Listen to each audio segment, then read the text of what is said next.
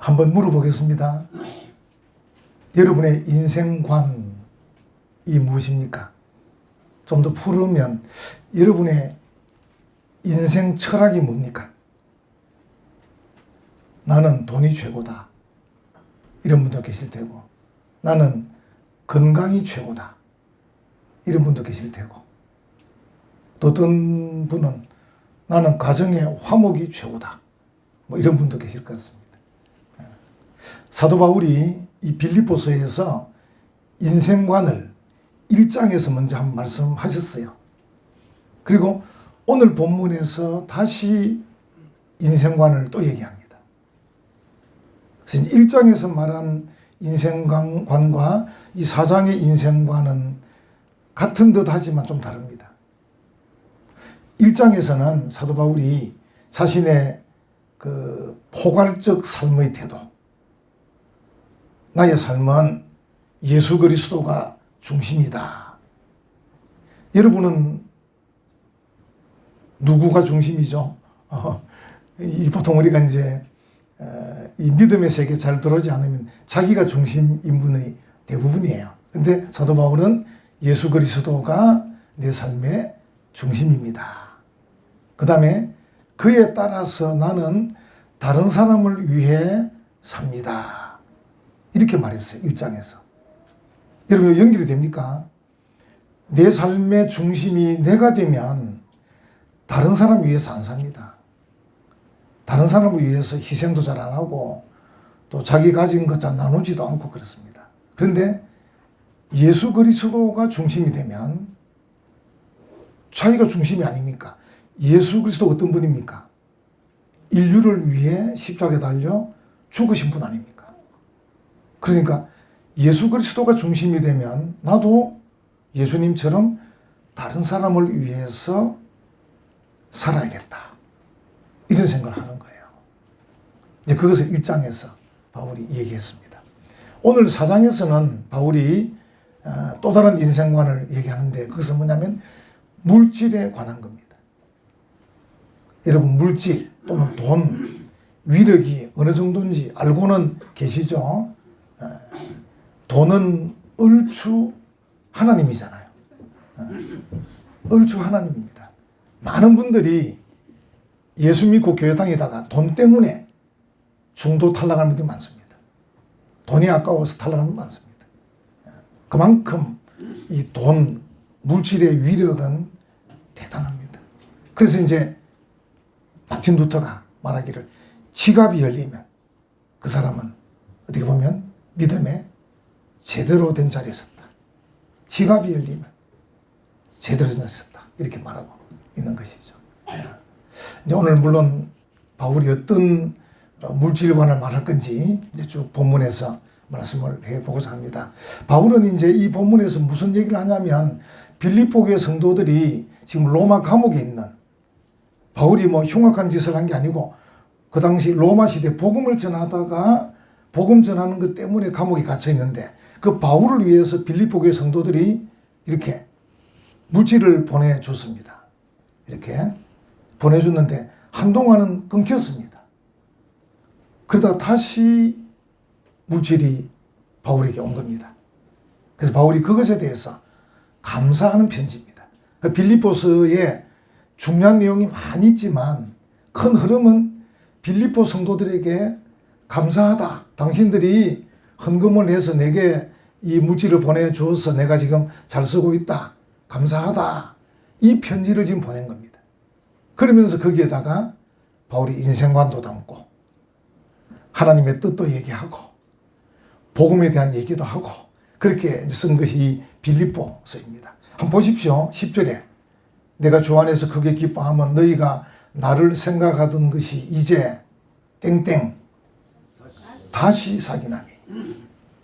그 전에 몇 번 보내다가 끊겼는데 다시 이제 이 돈이 온 겁니다. 그래서 바울이 그것에 대해서 감사하고 있다 하는 것이죠.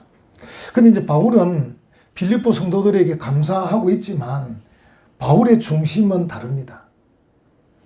그들이 보낸 물질에 대한 감사가 없다는 말이 아니고 그것은 감사한데 이 모든 일이 이루어진 이 배경에는 예수 그리스도, 주님께서 계신다.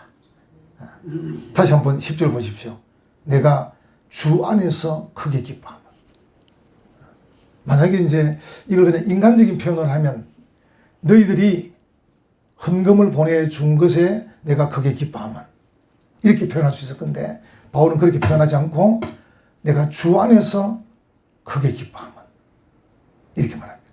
그러니까 초점을 사람에게 맞추지 않고 예수 그리스도에게 맞추고 있습니다. 굉장히 중요한 겁니다. 우리는 초점을 사람에게 잘 맞춥니다. 자기의 인생관도 늘 자기 중심인데다가 또 초점도 사람에게 맞춥니다. 아니, 이 빌립보 교회 성도들이 헌금을 좀 보내주더니만 몇 달째 소식이 없네.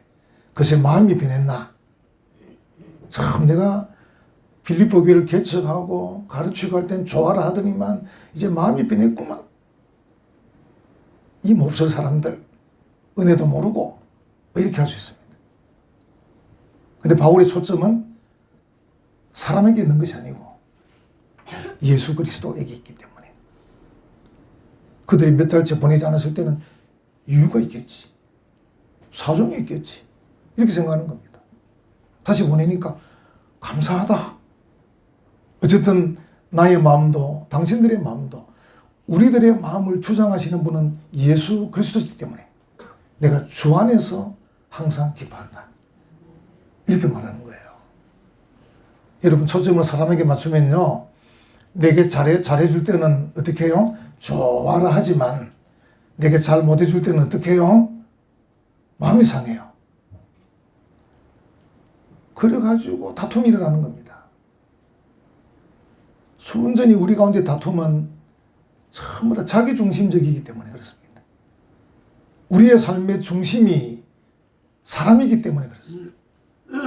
예수 그리스도가 중심이 되면 이렇든 저렇든 관계없습니다.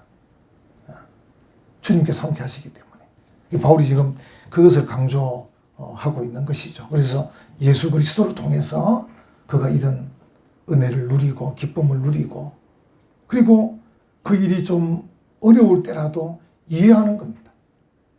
용서하는 겁니다. 포용하는 겁니다. 사랑하는 겁니다. 이유가 있겠지. 여러분, 그렇죠? 이유가 있겠지. 여러분들이 아마 어떤 일을 오해하고 막 마음이 상했다가 어느 날 우연히 대화가 됐어요. 그 사람하고. 대화해 보더니만 어떻게 해요? 이해가 되는 거예요. 아, 그랬어요. 나는 그거 몰랐네. 우리는 항상 자기중심적이니까 빨리 마음이 상하고 빨리 판단하고 빨리 불평하고 빨리 원망하고 그렇게 하는 거예요. 항상 우리의 삶의 중심은 예수 그리스도. 그 예수님이 인류를 위해 죽으신 분이에요. 나도 그분을 조금이나마 닮아간다면 항상 다른 사람들 위해서 내가 어떻게 할 것인가를 생각하면 그까짓 거 이해 못합니까? 그까짓 거 뭐 우리가 수용 못합니까? 좀 더 기다려주면 안 되겠습니까? 좀 기다려보는 거죠. 11절에 오늘 제가 지금 주장하는 오늘 이 내용의 주제, 내가 궁핍함으로 말하는 것이 아니라 어떠한 형편이든지 나는 땡땡하기를 자족하기를 배웠노니. 그러니까 바울이 빌립보 성도들이 보내주신 이 선물, 뭐 정확히 뭔지 모릅니다. 그게 뭐 현금인지 물건인지 알 수는 없습니다만 어쨌든 그들이 보내준 선물에 감사하고 있는데 그 빌립보 교회 성도들이 보내준 그 감사가 자신의 모든 문제를 해결했다. 이렇게 말하지 않습니다. 여기 보십시오. 11절에 내가 궁핍함으로 말하는 것이 아니다. 지금 바울은 죄수의 몸으로 있기 때문에 얼마나 필요한 게 많겠습니까? 요즘 뭐 교도소 뭐 어떤지 제가 들어가 보지 않았습니다만 뭐 어지간한 뭐 기수사만큼은 될 거 아닙니까? 우리나라 지금 얼마나 잘 사는데 그 아무렇게나 했겠습니까? 근데 사도 바울 지금부터 한 2000년 전에 그때 로마의 감옥 어떻게 했습니까? 조금 최근에 일제시대 때, 일제시대 1900년도 일제시대 때 그 순사들에게 붙잡혀 가서 경찰서에 가거나 뭐 이렇게 하면 거기에 갇혀 있는 사람들 말 들으면 바닥이 냉골이라서 이게 뭐 오히려 그 감옥 안에서 병을 얻고 거기서 죽는 사람이 많았습니다. 얼마나 어려웠는지. 근데 그보다 더 2000년 전이니까 어마어마한 시대의 저 멀리 있는 것인데 사도 바울이 얼마나 불편했겠습니까? 얼마나 어려웠겠습니까? 얼마나 필요한 것이 많았겠습니까? 근데 바울은 내가 궁핍함으로 말한 것이 아니다. 내가 필요한 게 있어가지고 너희들이 그 필요한 걸 채워주었기 때문에 감사하고 필요한 걸 채워주지 않았기 때문에 내가 불평하고 이런 거 아니다. 이렇게 말하는 거예요. 그러면서 하는 말이 나는 어떠한 형편에서도 자족하기를 배웠다. 이렇게 말하는 거예요. 대단한 거죠, 그러니까. 여러분, 제가 이 사도 바울 같은 이런 어떤 배움, 여기 이제 배운다는 이 단어는 에마돈이라는 헬라 단어인데, 이거는 이제 경험, 체험을 통해서 배우는 걸 말합니다. 에마돈. 여러분과 제가 지금도 우리 배우고 있잖아요.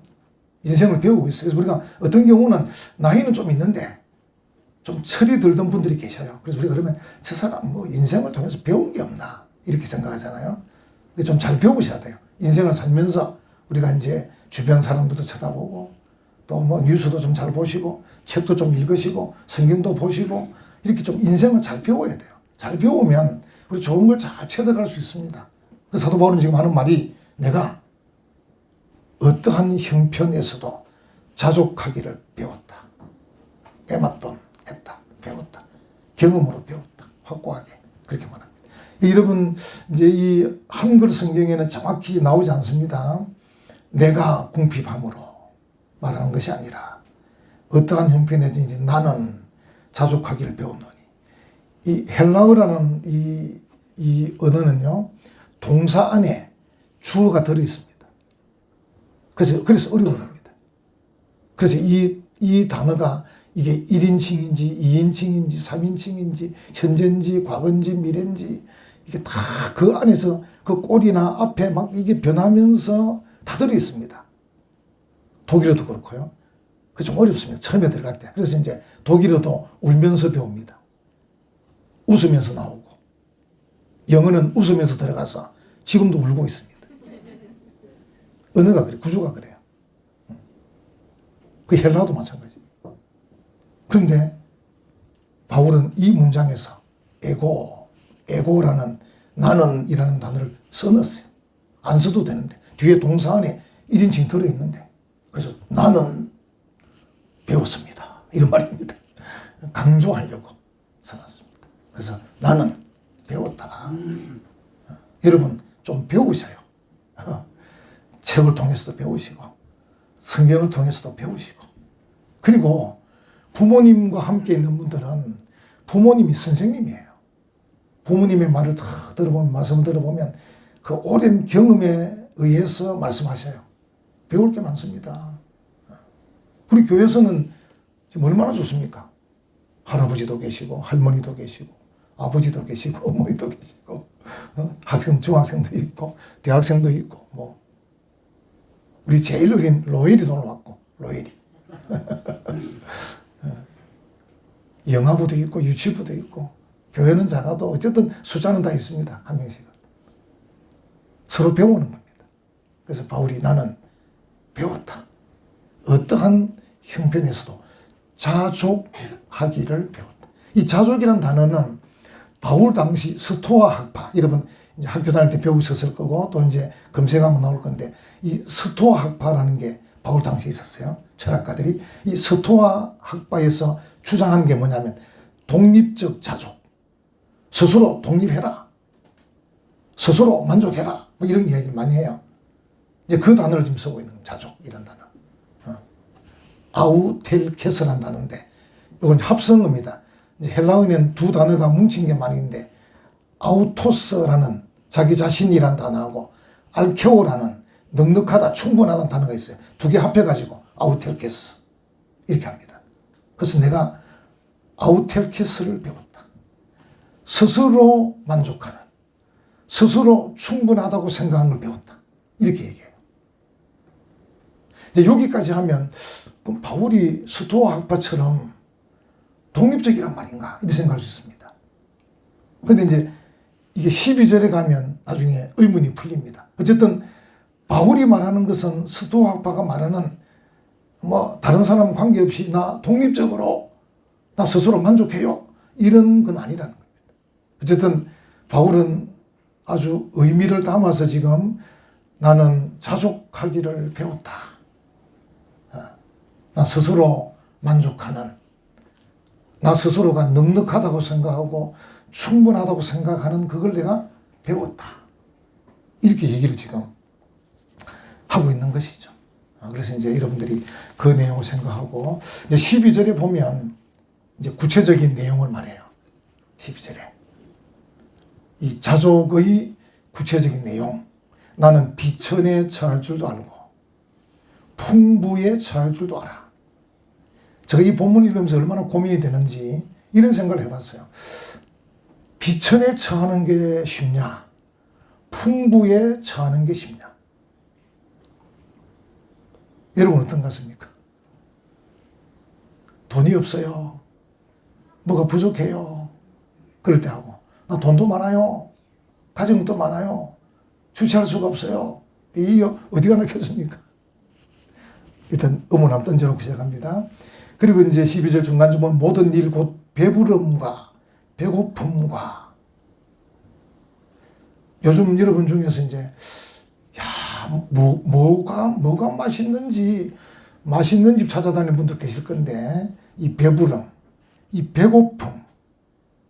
제가 이제 학창 시절이 배고픈 시절이었는데, 제가 목사님 아들이 제 친구였다 그랬죠. 그래서 이제 우리 집은 이 교회 안 다니는 집이라서 늘 저보고 교회 가지 말아 해서 몰래 이제 교회를 갔는데, 가면 이제 목사님이 저보고, 야, 성규야, 밥 먹고 가라.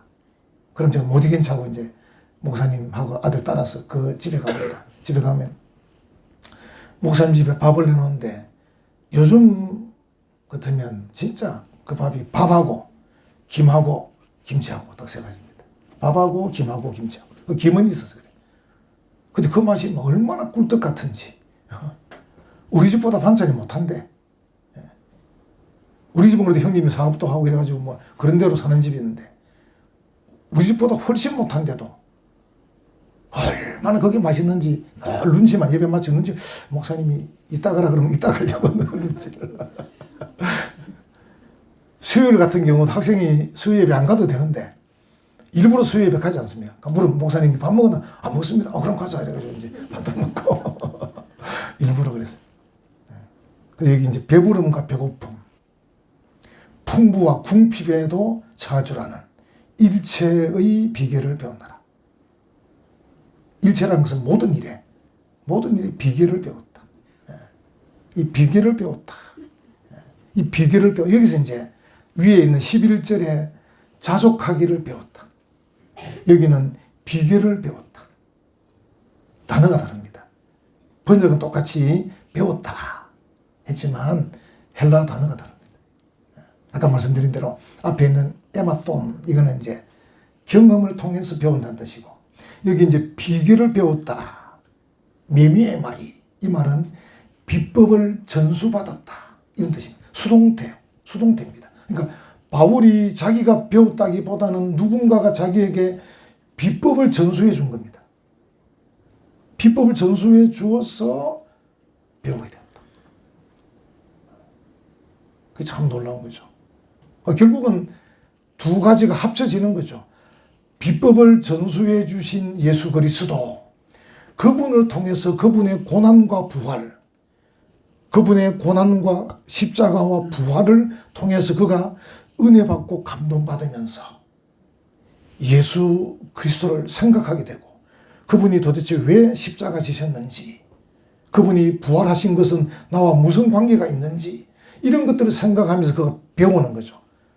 배워서 결국 11절에는 그렇게 말하지만 12절에 와서는 결국은 알고 보면 예수 그리스도께서 내게 비법을 전수해 주셨다. 할렐루야. 그렇게 말하고 있는 것입니다. 그래서 참, 이 바울은 대단한 분이에요. 여러분 아시지만, 바울은 집안 자체가 굉장한 집안이에요. 우리 교회도 모르겠습니다. 전주이씨 계신지, 조선왕조 후손들 계시나요? 김해 김씨 계시죠? 김해 김씨. 왕족들이 많이 계신데, 이 사도 바울은 그 당시에 로마 시민권을 가진 집안이었어요. 요즘으로 말하면 미국 시민권을 가진 거예요. 요즘 미국 시민권보다 더한 겁니다. 그 당시 로마 시민권은. 함부로 사람을 잡아갈 수도 없고, 함부로 때릴 수도 없고, 굉장히 특권이 있는 집안. 거기다 공부를 얼마나 잘했는지, 그 당시에 최고 선생님, 가말리엘이라는 선생님 밑에서 공부했어요. 똑같은 표현 아니고 요즘 같으면 서울대학교 법대를 나오셨어요. 어마어마한 공부를 하셨어요. 그래서 그런 사람. 그래서 바울은 그런 집안이었기 때문에 아마 어릴 때부터 풍부에 체해봤습니다. 어릴 때부터. 아주 어릴 때부터 배부름을 경험해 봤습니다.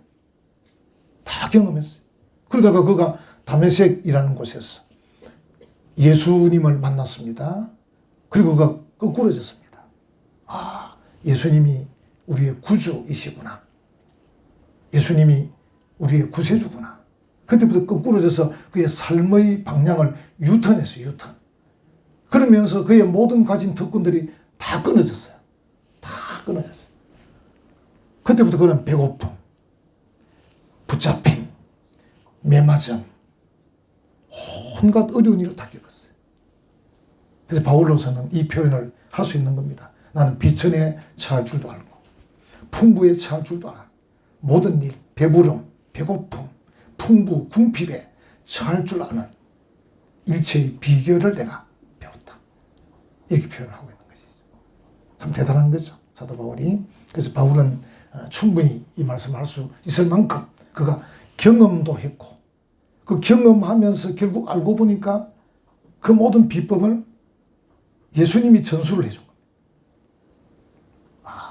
그래서 내가 일체의 비결을 배웠다고 할 때 내가 수동태로 내가 어떻게 했다기보다는 비법을 전수받았다. 전수받았다.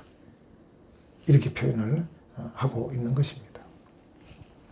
그래서 다시 이제 제가 여러분에게 질문을 드린 것처럼 우리가 비천에 처할 줄 아는 게 쉬울 것인지 아니면 풍부에 처할 줄 아는 것이 쉬울 것인지 한번 여러분들이 생각해 보셨는지 모르겠습니다. 그래서 우리가 어려울 때 하나님께 기도하기가 쉽습니다. 어려우면. 그래서 이제 어떤 사람은 간혹 어려움에 처하도록 하나님 이끄시기도 해요. 하나님 너무 어렵습니다. 하나님 배가 고픕니다. 하나님 자식이 애를 먹입니다. 이렇게 이제 어려움에 처할 때 하나님께 기도하고 엎드리기가 참 쉬워요. 근데 이제 풍부할 때 하나님께 엎드리기는 참 어려워요. 생각보다. 근데 이제 사람마다 다를 수 있습니다. 사도 바울은 최고의 상태로 그가 비천하든 풍부하든 관계없이 자기는 그 상황을 이길 수 있는, 자족할 수 있는 비결을 배웠다고 했기 때문에 사도 바울은 지금 최고의 단계에 있는 거죠. 근데 우리는 어떠한지 생각해 보는 것이죠. 그래서 우리가 이제 여러분 교회 나오는 것도 그래요. 교회도요. 제가 이제 늘 자주 말씀드리지만 예를 들어서 우리 교회보다 더 작은 교회로 가는 것은 환영합니다. 그 좋은 일입니다. 낮은 자리로 가는 것. 그죠? 좀 비천한 자리로 가는 것. 어려운 자리로 가는 것은 환영할 일입니다. 박수할 일. 근데 우리보다 큰 데로 가는 것은 그렇게 환영받지 못할 일. 한번 생각해 보시면 우리가 이제 사람들이 길을 갈 때 많은 사람이 가는 길, 편하고 좋은 길. 저는 이제 늘 지적하는 그 문구가 뭐냐면 꽃길만 걸으세요. 제가 늘 그럽니다. 집사람 옆에 보고 꽃길만 걸을 수 있나? 저 말은 오히려 그 사람 참 욕먹이는 거다. 꽃길도 걷겠지만 어려운 길도 만날 겁니다. 이래 이야기해 줘야 되지. 꽃길만 걸으세요. 이래 놨다가 그 사람이 꽃길만 가다가 어려움 만나면 나보고 꽃길만 걸으라더만 어려운 일도 있네. 막 이럴 거 아니에요. 그래서 꽃길도 있겠지만 어려운 일도 있습니다. 이래 얘기해야 될 거 아니에요. 근데 많은 사람이 가는 길이 아닌 다른 사람들이 가지 않으려고 하는 길을 가는 것. 어쩌면 이것이 예수님의 가신 길입니다. 이것이 십자가의 길입니다. 이것이 성경이 말하는 성경적 가치관이 길입니다. 혹 여러분 중에서 지금 여러분이 다른 사람들이 가지 않으려고 한 어려운 길을 간다고 할 때 용기 내십시오. 용기 내서 가십시오. 결과에 연연하지 마십시오. 그리스도인들은 과정이 중요합니다. 그리스도인들은 시작과 목표가 중요한데 과정도 얼마나 중요한지 모릅니다. 하나님께서 원하시는 길이 어떤 길인가? 그 길을 가야 합니다. 그래서 여러분들이 예수 믿는 것도 예배 드리는 것도 편한 대로 하지 마십시오. 좀 어렵게 하십시오. 좀 귀찮게 하십시오. 좀 열심을 내십시오. 그래야 무엇인가 얻을 수 있습니다. 여러분 세상에서 돈 벌 때 여러분이 지금 예배 드리는 것처럼 예배 드리면 누가 돈 주겠습니까? 어떤 사장이 여러분 월급 주겠습니까? 안 줍니다. 당장 쫓아내지. 마찬가지. 하나님 앞에 나오는데 좀 어려워도 귀찮아도 불편해도 그 길을 가야 받을 게 많습니다. 받을 은혜가 많습니다.